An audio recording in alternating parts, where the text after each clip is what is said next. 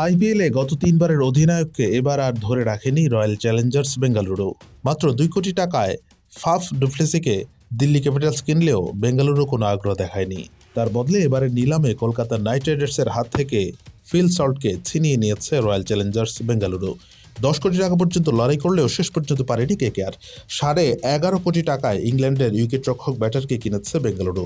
গতবারের অধিনায়ক ডুপ্লেসিকে বাদ দিয়ে কেন সল্টকে কিনল বিরাট কোহলির দল? অবশেষে কারণ জানালো বেঙ্গালুরু। সল্টকে কেনার নেপথ্যে বেঙ্গালুরুর পরিকল্পনার কথা ফাঁস করেছেন দলের ডিরেক্টর অব ক্রিকেট অপারেশনস ও ব্যাটিং কোচ। নিলামের আগে সমর্থকদের কাছে বেঙ্গালুরু জানতে চেয়েছিলেন কোহলির সঙ্গে তারা কাকে ওপেনার হিসেবে দেখতে চান। বেশিরভাগ সমর্থক ডুপ্লেসির নাম করেছিলেন, কিন্তু তাকে নেয়নি বেঙ্গালুরু। ব্যাটিং কোচ দীনেশ কার্তিক জানিয়েছেন ডুপ্লেসির বয়স তার বিরুদ্ধে গেছে। পাশাপাশি তারা এমন একজনকে চাইছিলেন যিনি ইনিংসের প্রথম ওভারে ছক্কা মারার ক্ষমতা রাখেন। কার্তিক বলেন, আমরা এমন একজন বিদেশি ওপেনার চাইছিলাম যে 40, 50, 60 বলে 7 রান করতে পারে, প্রথম ওভার থেকে 4 ছক্কা মারার ক্ষমতা থাকে। জশ বাটলার ও সল্ট বারবার এই কাজ করেছে, তাই ওদের নেওয়ার লক্ষ্যে নেমেছিলাম। শেষ পর্যন্ত সল্টকে পেয়েছি।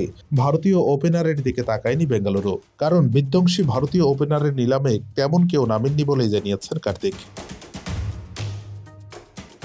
দলের ব্যাটিং কোচ বলেন, ভারতীয়দের মধ্যে ঈশান কিশিন ছাড়া আর কাউকে তেমন দেখিনি নিলামে। তাও কিষানের সীমাবদ্ধতা রয়েছে, তাই আমরা বিদেশিদের দিকে তাকিয়েছি। গত মৌসুমে কেকেআরের হয়ে দুর্দান্ত ফর্মে ছিলেন সল্ট। দলের দ্বিতীয় সর্বাধিক রান করেছেন তিনি। গত মৌসুম থেকে সল্টের দিকে নজর ছিল বেঙ্গালুরুর। কার্তিক বলেন, সল্ট প্রতি 4 ওভারের মধ্যে 1 ওভারে 16 বা তার বেশি রান করেছে। প্রতি 2 ওভারের মধ্যে 1 ওভারে 12 রান বা তার বেশি করেছে।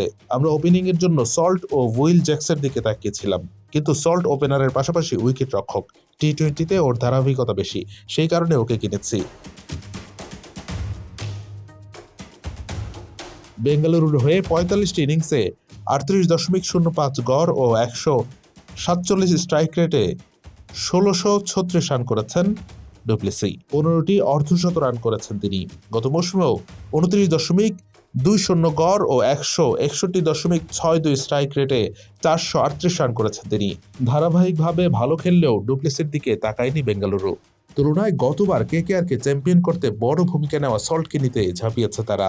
এখন দেখার বিষয় বেঙ্গালুরুতে গিয়েও একই রকম ধারাবাহিকতা সল্ট দেখাতে পারেন কিনা।